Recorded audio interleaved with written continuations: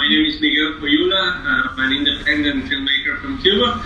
My most recent films are Nadie, which has been screened at the festival, and Corazón Azul, which hasn't been released yet, and it's a science fiction film. Hello, thanks for the invitation. I feel more comfortable speaking in Spanish, of course, but I do my best because I understand it's much better to speak in English.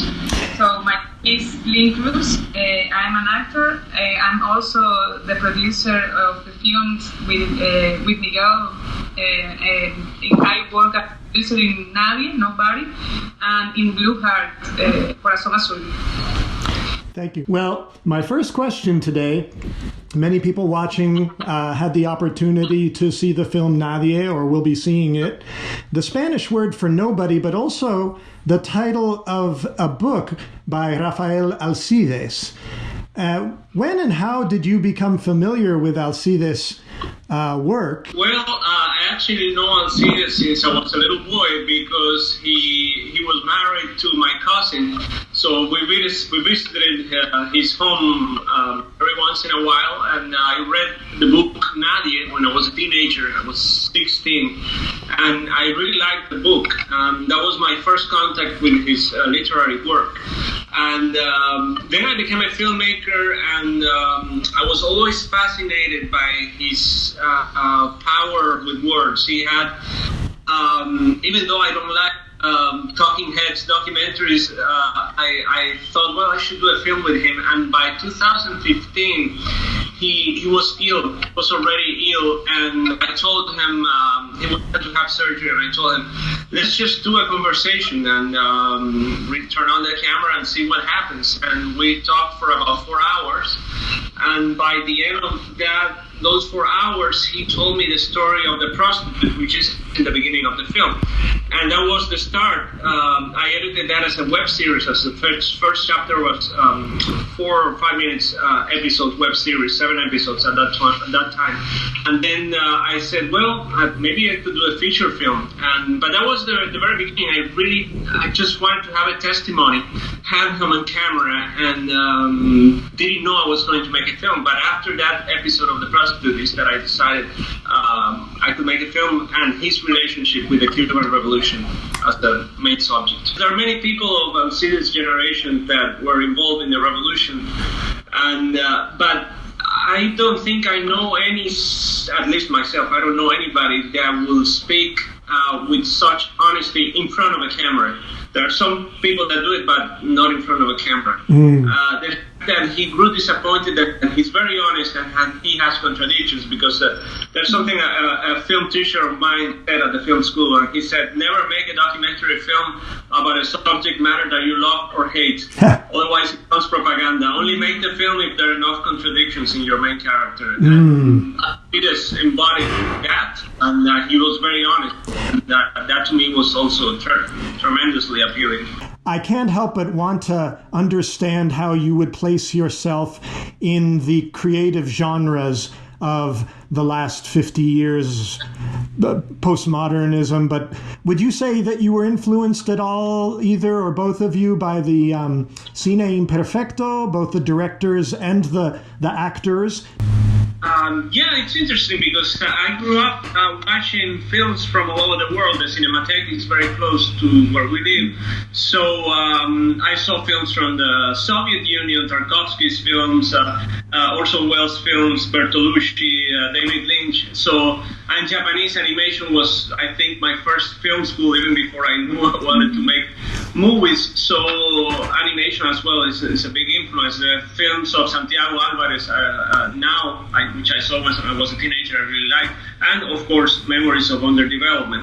So I think that all those influences, because Memories of Underdevelopment itself is it's a mix, it's a hybrid of many different styles of filmmaking that were happening in the world in the 60s. There's elements of Antonioni, there are elements of Jean-Luc Godard, of Italian neorealism, the British free cinema. So it's a little bit of everything, and I think that's why Memories of Underdevelopment, it's so striking because it combines all those different elements in one film, and I was really struck by that. And in a way, the films I create also try to blend many different styles. In this case of Nadie, which is my first documentary, I was always refusing the idea of doing, like I said, a documentary about a talking head, but when you have someone like Alcides, I said it cannot be any other way, because in a way this is his testament. So instead of taking the approach of cutting to illustrate, I wanted to leave him on camera as much time as possible and use the images behind him or in front of him in the form of animation or documentary footage, but never in a pure documentary state. There's always some kind of manipulation in the image. And a film I made before that, Memories of Overdevelopment, which is based on a novel by Edmundo Lesnoes, the same author of Memories of Underdevelopment. The book also has that element of imperfect cinema, because imperfect cinema was many times, I think, misinterpreted as a way to make sloppy films in Cuba. And that's there are some great films, but there's some others that I think that fell in that time period, and they had to do it like that because it was what was fashionable, and they're not that great. But to me, imperfect cinema goes beyond even the definitions by Julio Garcia Espinosa. To me, imperfect cinema is it's a way of rejecting not just the mainstream, let's say, Hollywood narrative or European mainstream art house. It's a way of combining, really experimenting with the film language, in the sense that I always say, if you are going to be an independent filmmaker, you have to be independent, not in the sense that you finance the movie from your pocket, but you have to be independent in form and content. And that translates to me to doing films that are, I think independent cinema has to be uncomfortable. By definition, it has to question the reality that we live in. And it cannot be used to reinforce, many people go to see a movie as an audience to reinforce a vision that they already have on a subject matter. But not many of them go to have a debate with themselves or a dialogue with themselves or questioning themselves. And to me, that's the main goal. That's what I try to see when I go to see a movie, so that's what I try to do when I make a movie. Thank you.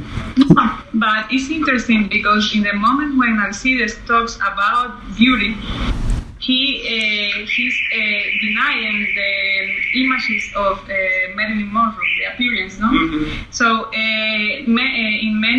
with many audience, with Nadie, there are many people especially women, asking about this moment when Alcides also talks about me. Yes. And I think the way that Alcides describes the beauty, and also Miguel in the film, is he has these ideas of the different way to aproximarse to approach to the beauty. For example, with the actress Adela Legrand, that Alcides describes her face as como se dice, salvaje, wild and intense, and it was because the revolution constructed an imagery based on that, starting with the Che Guevara picture, for example. They had that defiance in their eyes. Basically, I was supposed to manufacture beauty, let's say. And the filmmakers in the 60s years, 1960s year, they were denying the Hollywood canon or European, as Miguel was saying, no? Absolutely. That was such a striking moment of the film, and so honest, I thought, and also flattering. Y tu mujer muy bonita. Yeah. For me, it was more than the external appearance. It's more about what you have inside. Yeah. And that is something interesting that happened in the film. At many points, I actually didn't talk much during the interviews because we would just go on for so long on the subject matters. And something interesting, at some points, he starts talking as if Fidel Castro is in front of him and not me. Yes. And I thought that was fascinating because I think that for his generation, and also for my parents' generation, Fidel was talking to them on the television, and sometimes they would talk back to him, but of course there was no communication. So in a way, it's a fantasy for many Cubans to be able to talk to Fidel and to demand answers for many things. So when he did that in the film, it occurred to me that, well, why don't I have him talk to Fidel himself? And so I listened to many of Fidel's speeches and constructed the dialogue so that they would have a conversation or a duel. Would you mind saying what are we about to watch here, this 5-minute excerpt? This 5-minute excerpt that we're going to watch now, it's a sort of making of Blue Heart, Corazón Azul, science fiction film. It's a film that was shot without permits, so I needed to use post-production on the computer to add all the elements I needed. Here in the cemetery, what I did is I added a crematorium on the back, on the right, and some clouds and a vulture flying by.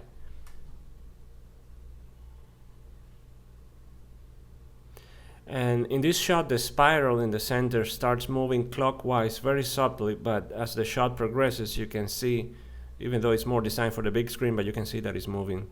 Now here there was a problem. I didn't like the wall on the left and the other building behind the main building, so I removed both of them, and I added some structures that I filmed in a different neighborhood here on the foreground on the bottom.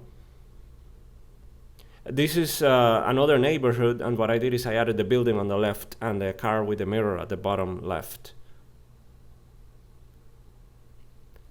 This is the building just the way it was, and then I added the structures from the other neighborhood on the bottom and some vultures flying on the top, which were there, but they didn't fly at that specific time.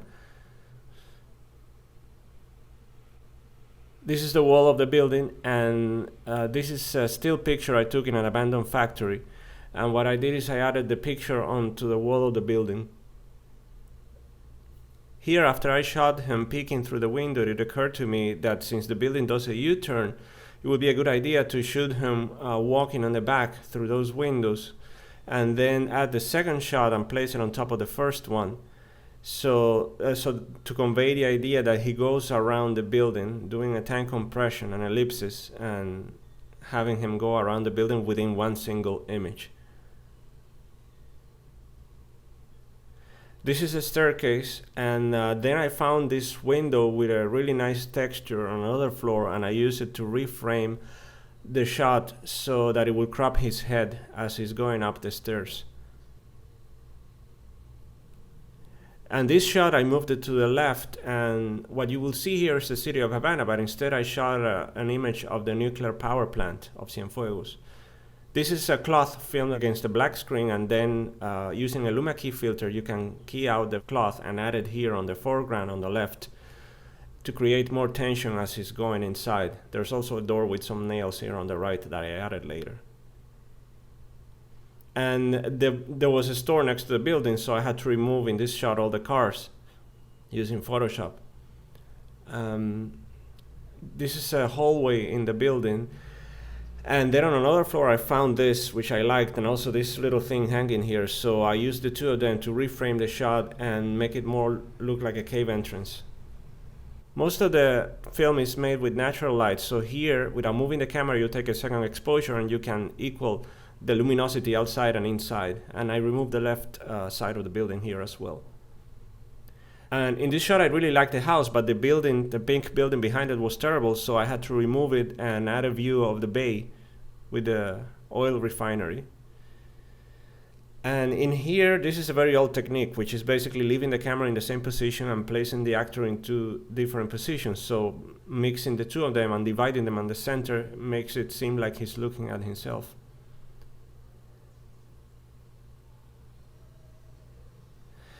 This shot was supposed to be a dean's office at the art schools, and of course I wouldn't be able to film there because I didn't have a permit and I would never get it. So what I did is I shot the campus of the school and placed it on the window and found this interior with the same bricks that the school uses. In this shot, I basically removed all the plants in the back because they were killing the atmosphere I wanted. So I took a shot of San Miguel del Padrón, which is an industrial area of the neighborhood with the chimney and the smoke. In this shot, I removed the green color of the grass and I added a helicopter and a view of the bay on the back. Here there were only 2 cops, but by placing them in different positions and doing a mask, it makes it seem like there's more of them. Same thing here, 3 cops, and changed the color of the grass and added another cop here on the left and the helicopter on top. This is a shot taken from a balcony, and then I added a shot of the boot here on the left. This shot had a lot of problems. As you can see, the color red, I didn't like the color red, so I had to remove it from both the bus and the clothing that the people were wearing.